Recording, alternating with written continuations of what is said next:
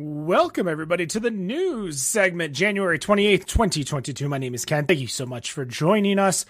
Great episode with Arvin earlier today. We hope if you're listening to us via the podcast, you go check it out. Of course, you can find the video of that episode over at youtube.com/betterondraft. We've got the news coming. Let's see what everybody is drinking right now. Dan, have you gone to the dark side? You know, I'm still drinking. Yeah, I've still got this Partake Dark. You know, I'm glad January is almost over because fuck this stuff. I shouldn't say that because the ones I had last week from Bravis were actually very good. They should probably take a hint from them and try to change this up a bit. Rob, what do you got over there?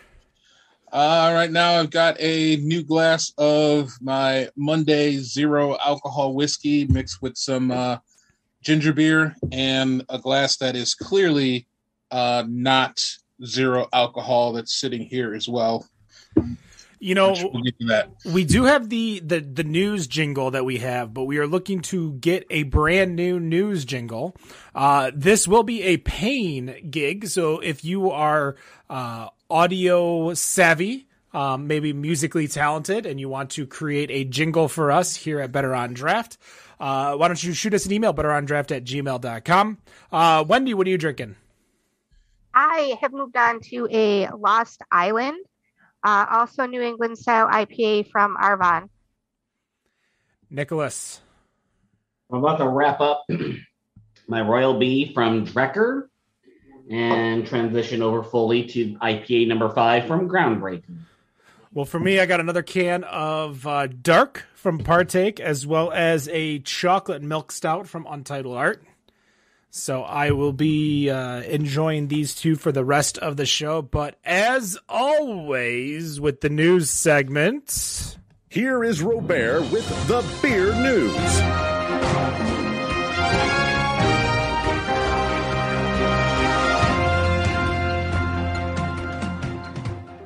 Now, I don't know if you knew this, but we posted your chug on the TikToks. I kind of saw that. So now I saw that today. You're TikTok famous.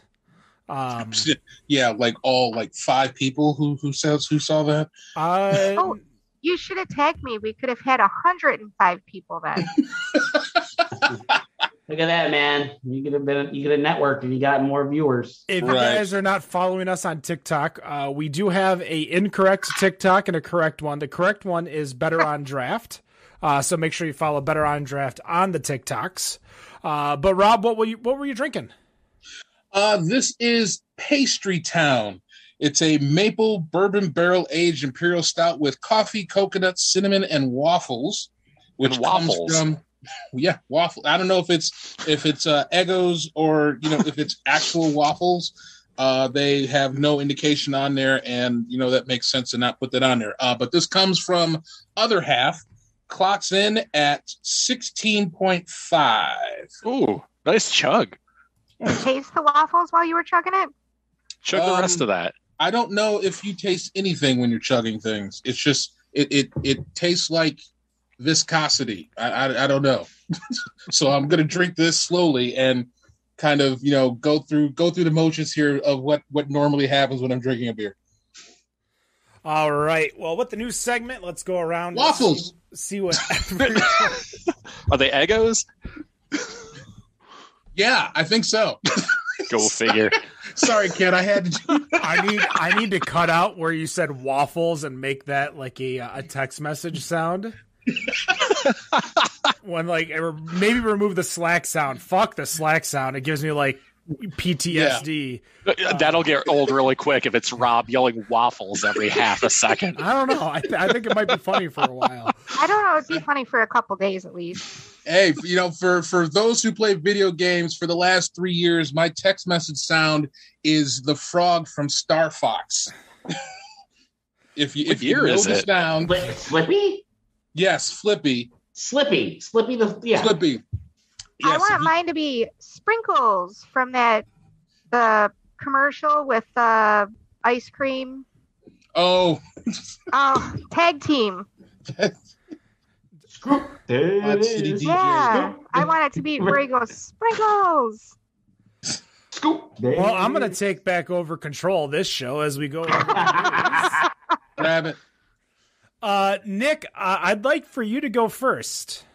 Oh, geez. I wasn't prepared for this. Well, you should be. You brought in the article. Well, you're right, but Oh, geez.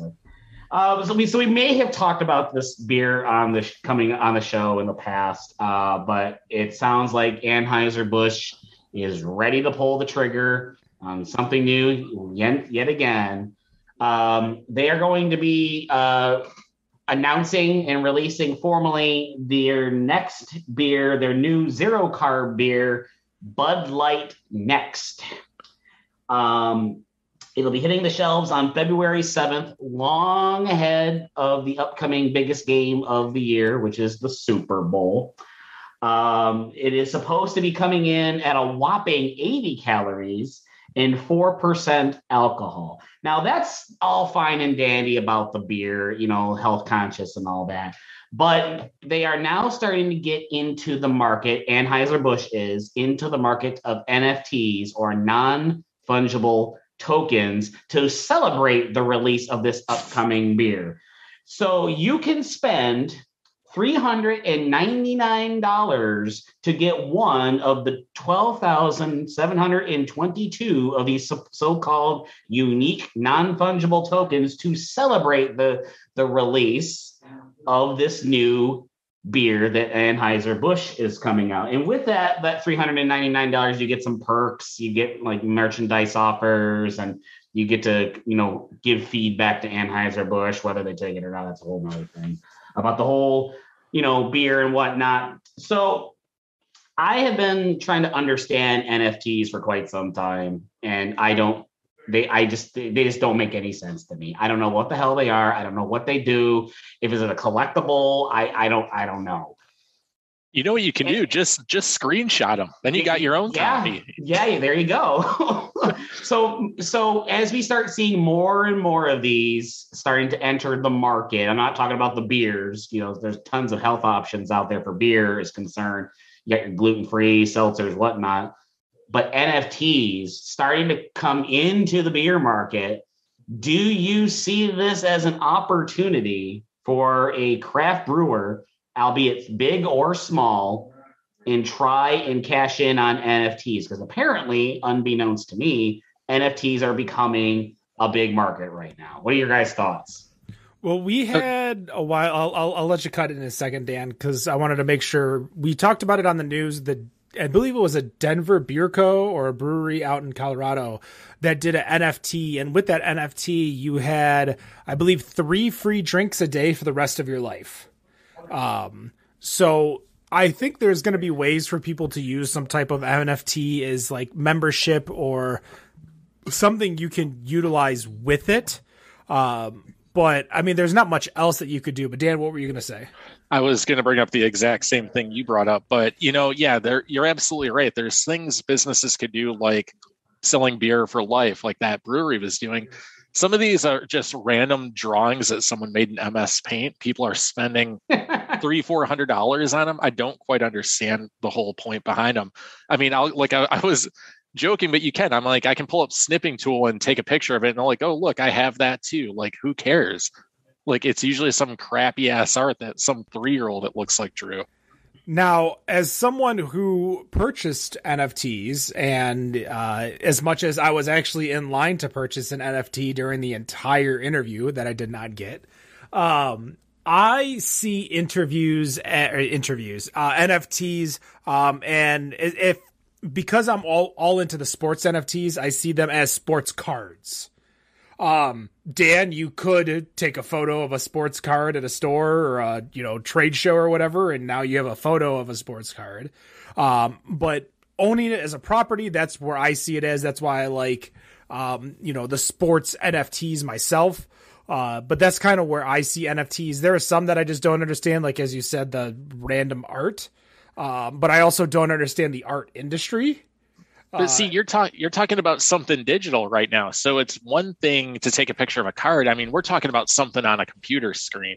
is what we're talking about now. You don't actually own any physical piece of property. Like, for example, the WWE sold an NFT. It was a GIF of The Undertaker throwing Mankind off of the Hell in the Cell, and it went for like over $10,000. Great. I can pop on Peacock and watch that 25 times in a row, and it didn't cost me $10,000 for $4.99 a month. Yeah, exactly. Free if you're an Xfinity member. And I get to hear JR say that he broke him in half. Oh my God, he broke him in half. No, the whole NFT thing, I agree with Dan. The NFTs don't make any sense to me. I don't think they'll ever make sense to me. I'm one of those kinds of people that want something tangible that I can hold in my hand or I can physically show to somebody, whether it be in like a display case or be like, here you go, take a look at it, you know? I just bought today a replica Detroit Lions helmet for my bar downstairs, full size. Yeah, it's not a real actual helmet that you play in, in football. It's a replica, so you don't play football wearing it. But I'd rather spend, something that I could hold in my hand and physically touch, rather than something on my smartphone. And then to try to do it for marketing your product. I mean, I don't know. I guess people are just, to Dan's point about the whole MS Paint thing, people are willing to spend money on something that that a 2-year-old can draw. I don't know. Yeah, but we own digital products already that we can't physically touch. I could purchase a song on my iTunes. I don't have an album or a cassette. Who purchases music anymore? A lot of people still purchase music. I'm sure they do. Who purchases music, guys? Again, though, this is physical. It's either you want vinyl or you want Neil Young. Otherwise, you can get everything digitally. Right. Wendy. Rob. I guess that's the thing is that it's just one of those new wave things that are just taking off and. It's going to be one of these strange mediums that we don't necessarily understand. But, if somebody wants to own a digital copy of something, then, that's great. I guess the problem with this one with Budweiser is that $399 for a token that probably somebody's going to try and sell for a profit. They'll be lucky if they get the same damn percentage of the beer itself. I don't know if the thing is actually going to be worth anything, but that's the thing. You never know. It's just like what Dan said is that you could run into MS Paint and create this sort of looks like Captain America figure that sells for, 0.2 of Ethereum coin and then turn it around and then sell it for 2.3 and just make $2,000, $3,000, $4,000 off the damn thing. And I don't understand it. But hell, while I don't understand it, I'm certainly looking at some ways to try and figure out how the hell I can cash in because while it's hot and people want to do it, I want to figure out a way to how I can make some money on that myself. Wendy? So first of all, while you guys were talking, I actually Googled what an NFT is because I had no idea. Two, Rob, I think you are totally underestimating the loyalty that Bud Light and Budweiser drinkers have to their brands. Probably. It's to me, it just absolutely blows my mind how many people that I know who drink Bud Light or Budweiser who refuse to drink anything else because that's their brand and nothing else tastes good to them. I guess here's the other. It really wouldn't surprise me to find out that they are willing to put out that kind of money to own this thing that nobody really understands. I guess someone would have to give me a percentage of people who drink Bud and Bud Light that know what NFTs are. I'm not trying to denigrate a group of people because people love Bud Light, and I have no problem with that. But I guess I need to know just to see, how many people who drink Bud Light, Bud Zero, Bud 64, Bud 2600 that know what NFTs are. I don't think it matters if they know what it is or not, to be honest with you. It's a brand loyalty thing. It's the same thing that we talked about in over in other weeks about would you buy a beer or a whiskey or whatever because a band that you liked put their name on it. Yeah. You know they're not making it, Right. but their name is on it. So are you going to purchase it? It's the same type of thing. It's all about brand loyalty. That's what Bud Light's doing there. Yeah, you're right. You're right. Oh, there was one more point that I had too. I don't remember what it is now, so I guess it doesn't matter. I will say this: if you actually look at the can of the Bud Light Next, Ken and Dan might be able to know what I'm talking about here, but the font looks pretty close to the WWE NXT 2.0 logo. It does. I just want to throw that out there. I noticed that earlier. You're absolutely right. Because I'm looking at it, and I'm looking at side by side with Vince McMahon's butchering of his greatest product, and it is... I see some similarities. I'm just going to throw that. What does this have to do with ECW? I'm a little confused. ECW. They should get a hold of Stone and draw up a lawsuit for this one. Oh gosh! Look at that. So, are you guys planning on giving this a try? This Bud Light Next? I'll try it. Okay. I mean, is it going to taste like Bud Light? That's the worst thing if it does. Bud Light doesn't taste like anything. I've got no shame. I mean, there's no carbs, so how do you make something taste like Bud Light with no carbs? I guess. If I wanted sugarless Kool-Aid at home, I'll just make it myself. Fuck this. Why do that? I'll make the Kool-Aid. Oh, that was great. That's awesome. Dan, what's your article about? I've got a fun one. So today, I don't know if you guys saw, Mountain Dew announced their 4th flavor for their new RTDs coming out. It's going to be Baja Blast. Now, this is joining original flavor, black cherry and watermelon. So this really piqued my interest. Who the hell are they targeting for these things? I mean, is there anyone here? Do any of you drink Mountain Dew, number one? Go for it, Wendy, because you're probably thinking the same thing I am. Okay, so I do not drink soda ever, except when I go to Taco Bell, and that's where I can get Baja Blast. Okay, so there's 2 people that drink Mountain Dew. Teenagers, well, 3. Kids or adults who never grow up and play World of Warcraft for 27 hours a day. They drink 2 liters of Mountain Dew. And drunk people at Taco Bell. What a weird number, 27 hours? Wait. I need to know which one is Wendy. Is she the World of Warcraft player? I don't know. Drunk at Taco Totally threw Bell. my idea off of who drinks this, but I mean, realistically, who are we drinking with these? I mean, adults don't drink Mountain Dew 99 times out of 100. Do you guys think they're targeting? That's not true. I think you underestimate the amount of people who drink Mountain Dew, Daniel. Oh, those are the people playing World of Warcraft 27 hours a day. There's a lot of people my age that grew up and Mountain Dew was the thing. My sister doesn't drink anything except Mountain Dew. It's crazy. That's the soda she picks. That's kind of sad. So I don't go to Dan. Taco Do I need to Bell bring too up your often. BattleNet account to see how many hours of World of Warcraft you have? No, but let's not talk about what is the, I don't know, what's their the MOBA we used to play on there all the time. Don't check the hours on that. HOTS, Heroes of the Storm. It's how long it's been since I played it. I will say that, every time I go to Taco Bell, which, it is rare for me to go to Taco Bell, but every time I go, I do get Baja Blast. And, Taco Bell had created this air of loyalty towards that drink because it was exclusive to the restaurant for like 6 or 7 years before they finally put that in stores. Yep. And then it didn't even really matter that I don't really think it mattered that people even went to the stores to get it. And then, if you come out here, Dan, to if you go to Griffin Claw and I'm drawing a blank. The name of the cider works. Blackgrass. And Ian over there, he made an apple cider called Blah Blah Blurst, which basically was a take on Baja Blast. And it's still to this day, to me, it's pretty fucking amazing that he took an apple cider and he made this shit taste like Baja Blast.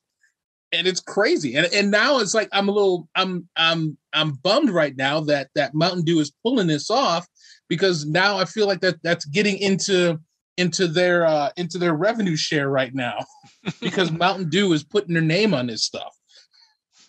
Yeah, they found out they're cutting them out. They're cutting them out now that they found out someone else was ripping off their flavor. And to also be fair, that the only other time that I really drink Mountain Dew, the regular version, is when I mix that with whiskey, and that's about it. Fair enough. Well, Rob, what's your article about? So my article was something that I found out, which obviously just around the corner, we've got Black History Month is starting up on Tuesday, which will be February 1st. And Chicago locals are about to have themselves a little bit of a treat because the Haymarket Pub and Brewery is going to be having a 6-week residency starting in February 1st, running through March 13th for 4 of Illinois' breweries that have at least partial Black ownership. So those breweries being Funky Town Brewery, Moore's Brewing, Black Horizon Brewing, and Turner House Brewing. They're all going to have, I guess, in total, up to 8 beers available at the venue. On top of that, there's going to be a collaborative effort between all 4 breweries and Haymarket to create they're producing a California Common style ale that's going to be called Chicago Uncommon Ale, which I think is going to be really cool. Now, I say that not only to just highlight Black brewers and Black brewery owners to talk about, kind of as we come into this time in Black History Month, that we kind of get into that element that's going to be in the room being total Black brewery ownership. Because as of October 2021, demographics analysis that was done by the Brewers Association, among 500 randomly selected breweries, only 0.4% were Black. Now, with this collaborative effort that's going on at Haymaker, it's encouraging to see collaborative efforts like this that are going to be happening. And actually, one other thing to point out, with those 4 locations, only one of them actually has a physical location. I believe the rest are all contract brewing at some brewery. But being in 2022, I'm curious with all of you that, I guess the first question I want to ask, and I'm going to start with Ken on this one, is what can breweries of today do to increase the demographic makeup? Because, I feel like this question comes up every year, but I'm curious. I want to ask Ken, what do you think? What can we do to increase the demographic makeup?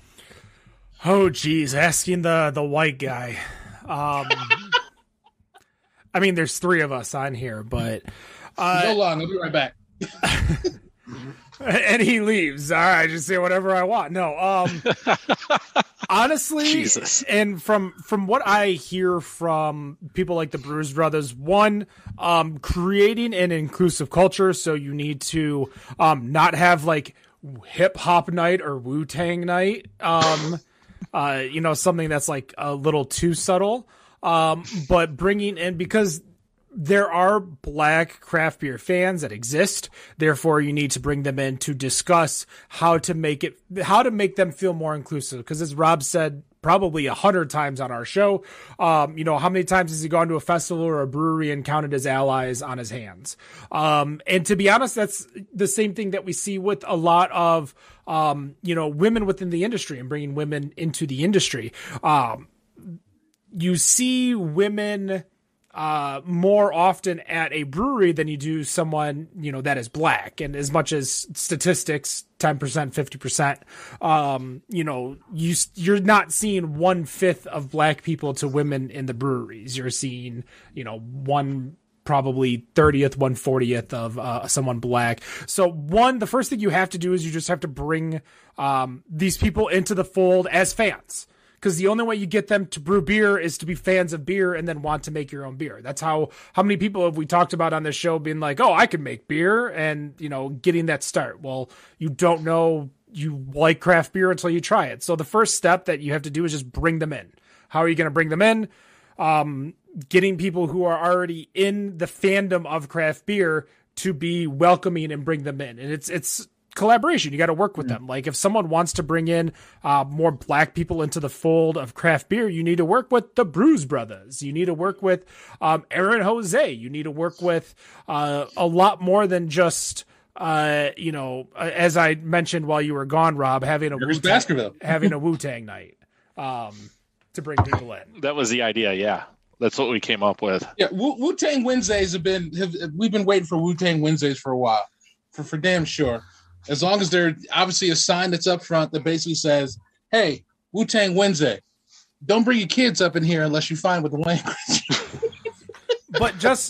but just like there is, we tell each other about places we go, women tell other women of women-owned places as well as women-safe places that are welcoming to women.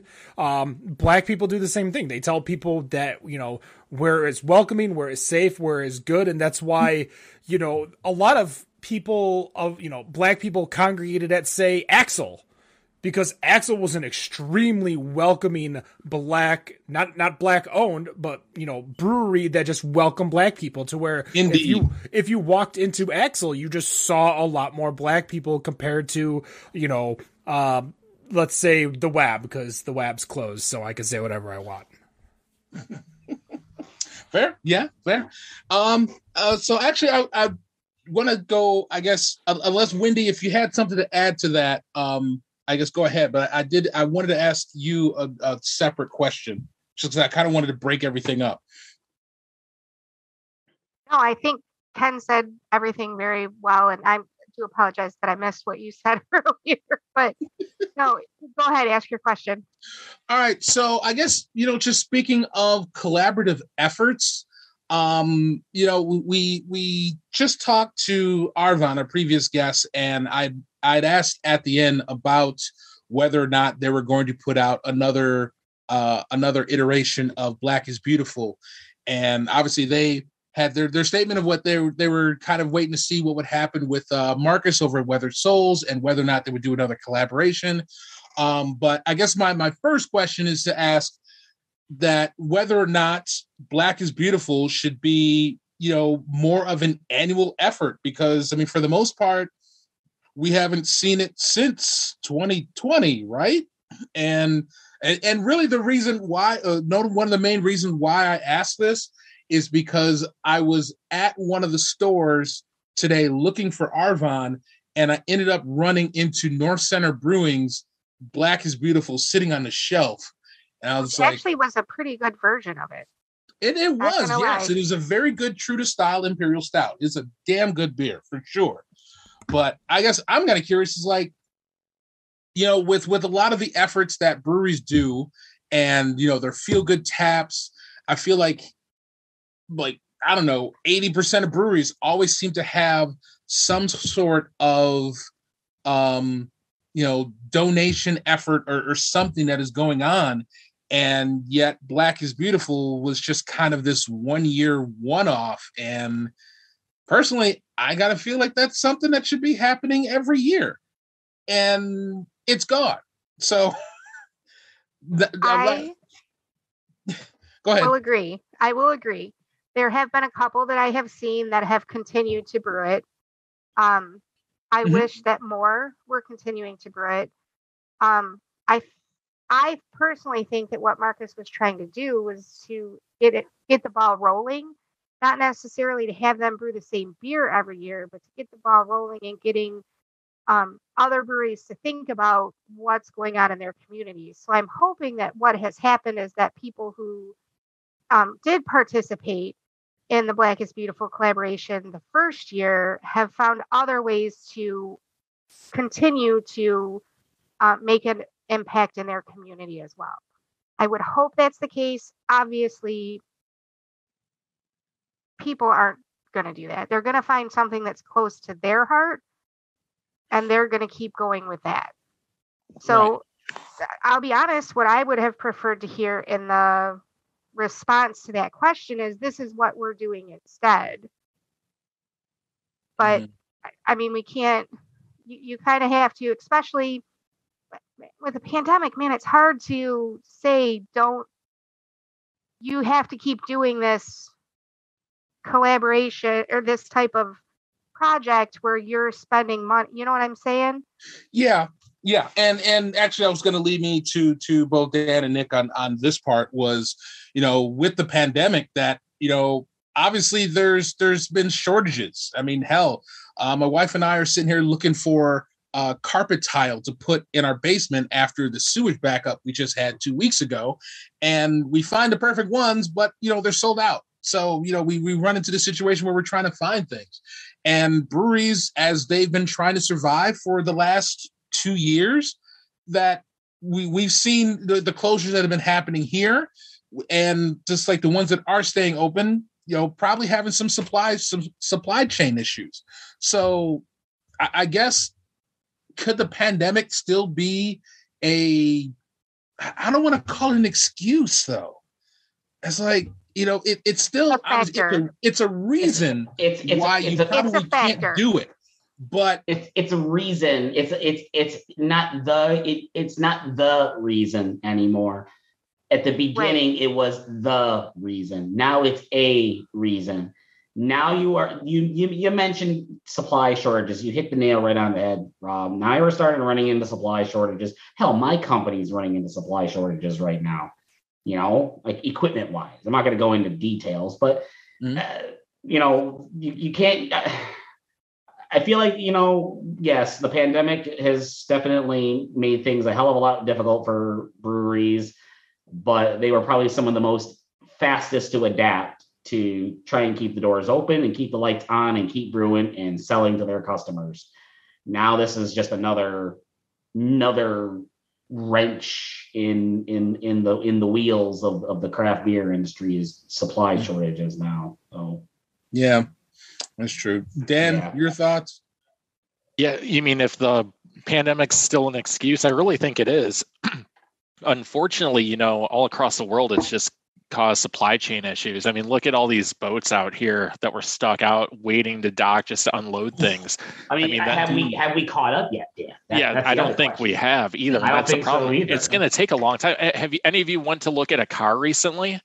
I mean, I drove down past all these dealerships. Yes. Half of them have like one or two cars available, and I'm getting calls daily trying to buy mine. It feels like, so they have something to sell. So it's out there. It's going to take quite a while to recover. So maybe it's not the only excuse right now, but it's still the excuse of why everything is so bad as far as being backed up. Right. Like if you it's definitely a factor. Yeah, I mean, if you look at I like how we talk about marine traffic and all that. If you go to marinetraffic.com, there's just a bunch of boats hanging outside of all the major ports right now. And it's crazy. I love that you just thought to look at that. Well, I actually learned about the Wendy, no joke. I learned about this website when my wife and I were going on our honeymoon because we did a cruise to Key West in Cuba. And we were actually waiting for a boat to come through the port before we embarked on the trip before our boat took off, from the port in Fort Lauderdale. So I was like, okay, it's coming from the Bahamas. It's right here. So then we, so that's how I learned about it and just kind of, light bulb, Right. I'm a nerd, about that kind of stuff. I love it. Don't get me wrong. I love it. I think it was awesome. All right. Well, that's the news from Lake Wobegon over here. Ken, you got something to add to it? Yeah, I was just going to say real quick is that along with breweries trying to just like make beers themselves, I think there's a lot of charitable beer causes. And choosing one over another doesn't mean you believe one's better than the other or more important than the other. You're just choosing to do, like, there's stash beer. There's, a handful of frontline worker beers. Every forest fire has a beer. And we have lots of forest fires. So there's a lot of, I just think a lot of charitable beers, and you just, if Marcus were to create maybe Black is Beautiful 2022, like a recipe or a starting or something like that, I think more people would go into it. But as much as it's kind of fallen to the wayside, I think just more people are like, oh, well, here's another, beer charity for me to make. And that's if they have the tank room. Because you also have to have the tank room to make it in the first place. Because if you're, you're struggling to get by and It's either make a Black is Beautiful or make your flagship, pills. You're going to make your flagship pills. Like, that's just the right business move. Right. Wendy, what's your article? All right. Mine is, speaking of diversity, my article has to do, I want to thank Fermenta, because I feel recently like I've kind of been under a rock between school and breaking my shoulder. I don't really know 100% of what's going on. So Fermenta shared an article today about the issues that have been going on with Brewdog. And as a group, we've kind of talked about it, not on the show. So I don't want to necessarily get into all of the accusations that have been made against Brewdog. But there was an article in the drinksbusiness.com by Jessica Mason called "Why Would You Buy or Sell Beer Made by a Bully?" And I thought it was really important to bring up. I will be honest, I am going to be doing some more research on the Brewdog and the BBC disclosure program that basically unveiled some former members of the staff at Brewdog and saying that its founder, James Watt's behavior made them feel uncomfortable and powerless. So they're making some accusations towards Brewdog. I don't know what those accusations are 100%. So I don't want, that's not what I'm bringing up today. What I'm bringing up is the response to those accusations. So this article by Jessica Mason was basically talking about, so this happened in the UK, and obviously we had the same type of situation happen last summer here in the US, where it was brought to light some bad behaviors of some gentlemen in the industry. So the same type of thing is going on now in the UK. And what happened there is that the Society of Independent Brewers Association revealed just after this interview that they are going to be ratifying an addition to its members charter, which will outline a zero tolerance policy on discriminatory behavior of any kind. And there's just a couple of quotes that I wanted to bring up from the article because they kind of hit home with me a lot, especially with what we dealt with over the summer and what people are still dealing with now. This isn't something that's changed overnight. It's something that we're still working towards. So on behalf of the Ladies That Beer group in the UK, one of their founding members, Julie O'Grady, told the author of the article, the recent episode on BBC brought again to light issues that we know are happening within the industry, and now others outside that arena are getting to hear about the behavior of breweries of the beers they drink. This hopefully will enable them to make a conscious decision whether to drink that beer. So basically, the craft beer industry in the UK is asking people to make a conscious decision about what type of beer they're buying. So I guess to start, I'm going to ask what your opinion is of that. Do you feel that we should be asking people to make that conscious decision? I think people who should we how do I want to put this best, because the people who don't care just aren't going to care. They don't care what it is as long as the beer tastes good. That's what they care about.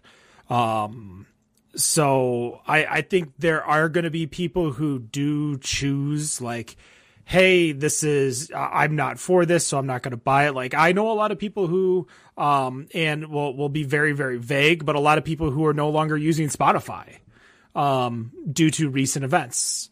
So, some people will choose to make the decisions based on what they believe. And kind of like the whole Black is Beautiful comment earlier is that they will put a ranking of how much they feel each thing, what is it worth to you to not do it anymore? Now, some people might say, for us in the beer industry, we don't need to, we could drink so much other beer that we can not drink Brewdog.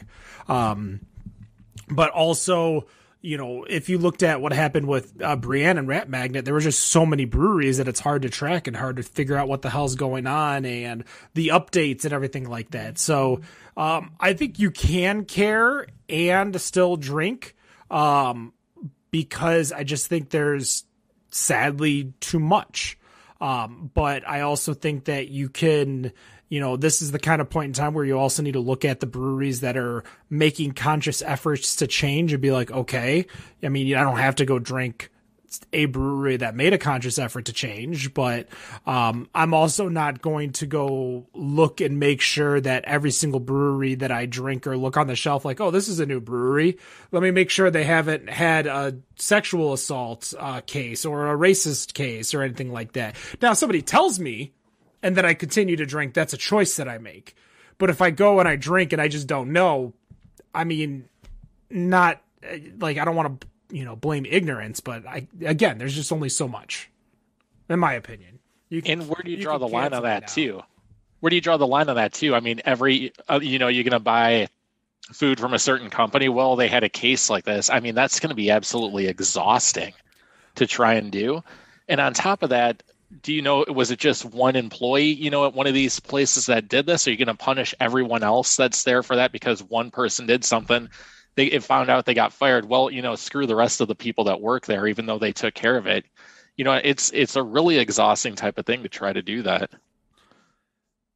I suggest before I go to Rob, watch the show The Good Place, and you'll basically understand the entire concept of how you could do your best to do good and you're still going to do something somebody else will consider wrong. So I wouldn't stress on it, but go on, Rob.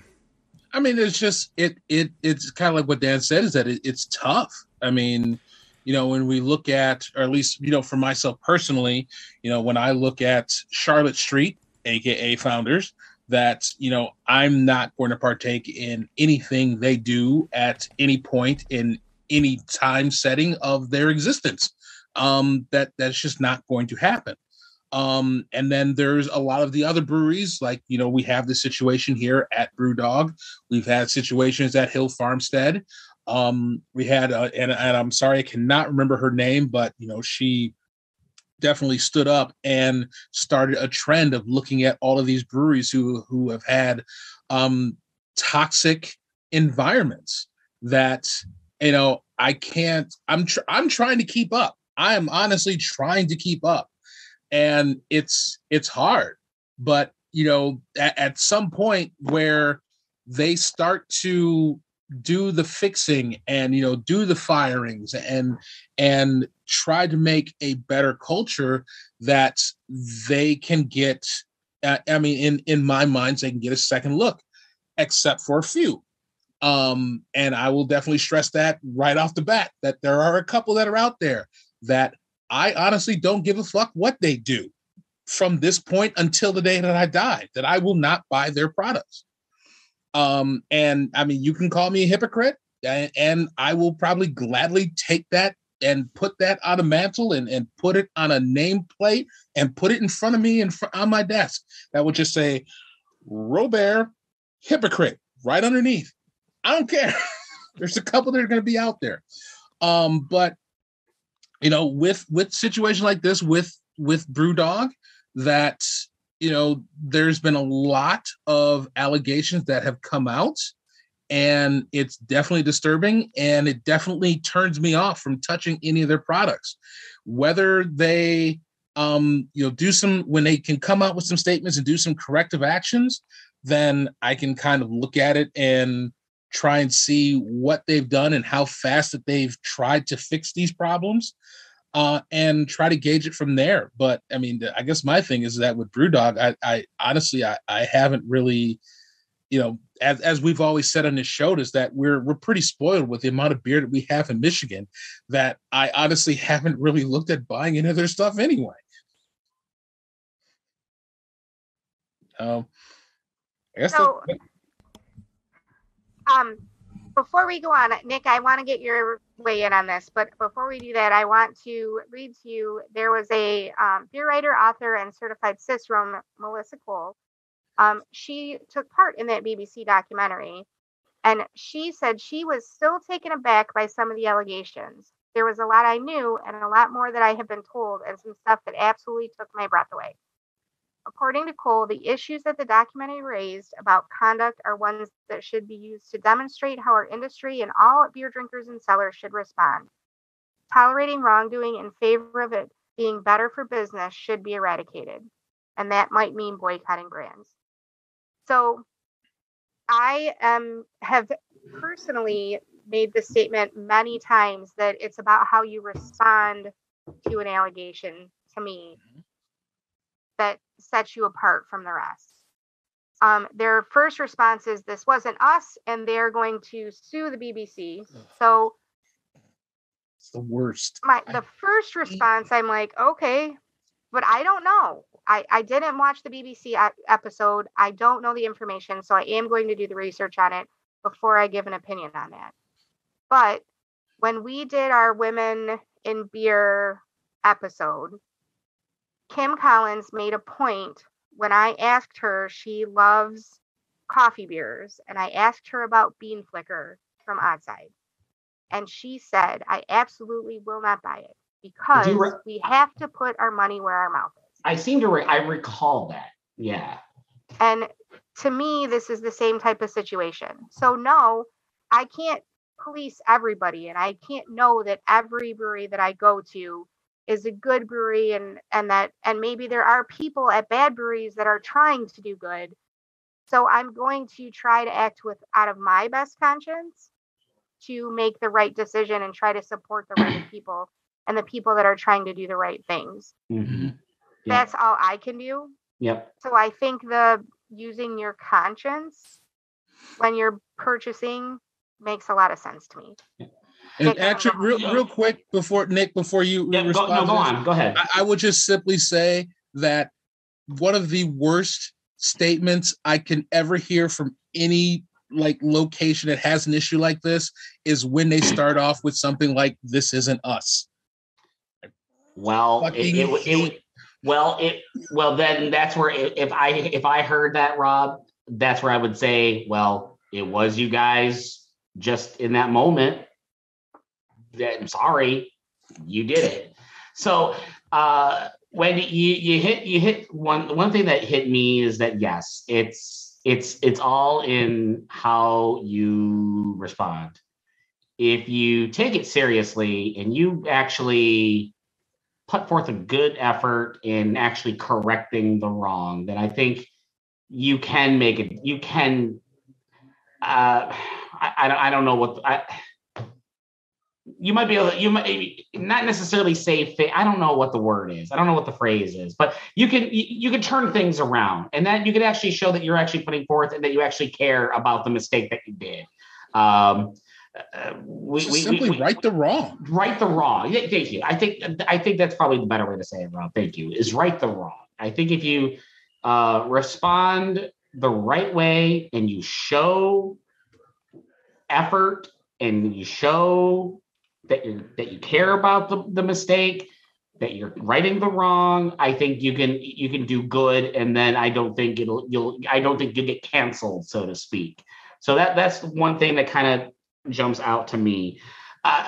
My comment is the craft beer industry, I would hope it's in the entire world, but I feel like it might, maybe in different cultures might be out there, but I would think that at least in the state of Michigan and in this country, that craft beer has always been inclusive to everybody and not try to bully and push people around. Now, unfortunately, we have had instances here in Michigan, and Rob hit it on it, I'm not going to dwell on it, where comments have been said and it's been, it becomes representative of a company, and that's sad, but it's the truth, So I would hope that BrewDog would be, if the allegations are true, if this is true, and I would think it is true, because isn't BBC like a very, very reputable news source? Aren't they like one of the most reputable news sources in the world? Does anyone know that? I think they are. But anywho, I would think that if these are true, and it turns out that BrewDog is bullying, then I would say shame on them. This craft beer is supposed to be inclusive to everybody. Why are you people pushing people away and making people feel like they don't matter or anything like that? That's the one thing that I really love about the state of Michigan, being as inclusive as it is. I think we are still far, from where we need to be, but I think there have been breweries in Michigan that have made that effort. I mean, take Eastern Market, for example. Look how much they've embraced inclusivity and making people feel welcome. We go to the one. What was that one event that we had that was out in the parking lot, that was out in front of the street? What was that? It was the Juneteenth celebration. Yeah, thank you. The Juneteenth. God, it seems like such a long time ago. Jeez, man, my goodness. And they still do it. They've done it. They still do it. This will be, I think, the 4th year in a row. Exactly. They still do it. And, I wish more were like that. And I think we are going to continue to start seeing that, hopefully, as we see this industry grow and grow and grow, or dip because we hit that magic bubble. But I would say shame on them, If that's true and it's true, then I'd say shame on them, and they need to right the wrong, like Rob said, right the wrong and make it better. You shouldn't be bullying people, and you shouldn't be scaring people away that are people going to buy your product. So they're only hurting themselves in the end. Need to remember that women have been making beer for 5,000 years, so just need to stop fucking around. There you go. Nope, there you go.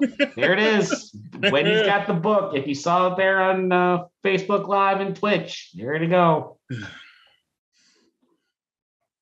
That was it. I wanted to bring it up. I will have more as things unfold and I do more research about the BrewDog situation, but I didn't feel like it was fair, because that is one thing that I do want to be, is fair. Mm-hmm. To speak on that without having the information to back it up. Well, I will finish today with my article. Should be pretty quick and easy. I don't know if you guys know, but I think it's pretty obvious in this world that millennials are the biggest alcoholics in the world. Right now, people who are younger than millennials, the Gen Z, who are turning into alcohol drinking, of age, 22% of Gen Z actually do not drink alcohol already. They just don't drink it. These are 21 to 24-year-olds. This is compared to 17% of millennials. Of those 78% that do drink, 25% of them drink weekly, compared to 42% of millennials, and 6% consume daily, compared to 13% of millennials. So us millennials, which is you? Nick's a millennial. Okay, so the two of you. I mean, we've got me and Nick and millennials. Wendy is Gen X, and you and Rob are baby boomers. I'm from the silent generation. Get it right. So is Rob. Right.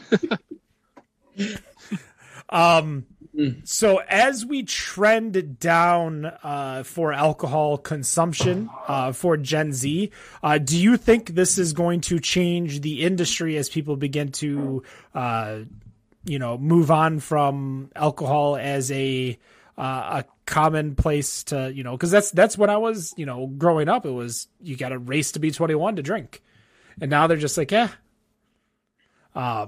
do we think that, this could potentially hurt the industry as a whole? Or now Gen Z is still too young. Okay. They're only 25 at the most. Most of them are as young as 10. So give it time. I mean, the ones that are here in the Detroit area, as most in this area know that our drinking age is not 21, it's 19. And because that's what is the drinking age going over to Windsor, Canada. And maybe there's fewer. Well, right now, obviously, there's fewer kids that are going over there because of pandemic rules, and it makes it very difficult to go over there to drink. But I guess, if there are those that are drinking less and all of that, the breweries and distilleries and whatnot are going to have to step their game up to come up with things that are going to be of less alcohol. Because I just realized that Gen Z is basically the COVID generation of drinking, because as they've turned 21, all the bars have been closed. So with that, there goes their attention to be able to even do it. They couldn't even do it because, bars being closed in 2020. We come to 2021, some are open, some are not. Here we are in 2022. And it's, suddenly there's this issue where there's no interest. So I don't know what needs to happen with the industry to develop that interest, whether it be something low alcohol levels or, at least, I don't know, make some beers that taste like candy canes and tricks and fruit. Well, they're opening up the sugar factory here in Detroit. They already make all those things. And that's true, yes, too. Yeah. Candy cane. We had Arvon on, which has their kettle sour mixed with graham cracker, marshmallow, strawberry, raspberry, blueberry, peppermint, kale. I think was in there. I don't know. I just not kale. It's disgusting. Shout out to Coonan and their Breakfast of Champions every year. One thing that we can thank the pandemic for is that people realize kale sucks. I love kale. It's disgusting. It's so gross. It's great in a smoothie. It's perfectly fine in a smoothie. My question is, you guys are like, the breweries have to adapt. You don't think they're already doing that? How many non-alcoholic beverages have we had on the show in the last month? I mean, how many different non-alcoholic beverages have we had on the show in the last month? I think we're seeing a lot of non-alcoholic breweries come up, but I think breweries are still they haven't bought in, kind of like the Black is Beautiful conversation earlier. Like, if your choice is, you're like, we'll use Drafting Table for an example. They might even make an NA beer, but your choice is you need Pro Pills in the tank or some NA beer. You're putting Pro Pills in the tank. Now I have it on good authority that we're going to be getting some of our own tea, hopped tea here in Michigan. I can't necessarily spoil which brewery is going to be making some hopped tea, but we will be, as well as Beards increased their productivity of Michigan hop water and added another flavor. So we're seeing more and more options for the industry, but there is definitely not buy-in NA wise, unless you're going hardcore like Partake, Athletic, Big Drop. What was the one you had last week, Dan? Even between Brabus. Even between last year's NA options and this year, though, it's crazy how many more options we have. Oh, for sure. So it's definitely something that is increasing right now. So I really do think, even though they're not buying it hook, line, and sinker, they're definitely heading in that direction. And then you have the breweries that are starting to partner with groups with the marijuana groups. So you're going to see that come in a lot more to play. And I didn't notice any numbers about marijuana when it came to Gen X or Gen Z. Fair. It's just, I was going to say, because we're going to be wrapping this up. We're almost at the 1 hour mark. If you look at our Dry January episode from 2 years ago, that's on our YouTube page, you can actually see that we, had a very big plethora of NA beers, but they are from all over the world. Whereas we could easily do just Michigan only. And two, this is going to be the first generation that'll probably be growing up at Gen Z and Gen Alpha that'll be growing up with marijuana legalized in the country. So I think marijuana as something that they use, I think is just going to be a lot different than, say us using it growing up because, it wasn't legal in Michigan until recently. Thank you so much for the news articles. I appreciate it. That's going to do it for this episode of the news. We will see you next week. No matter what you think of your beer, we think it's better on draft. Have a good night. Peace, y'all.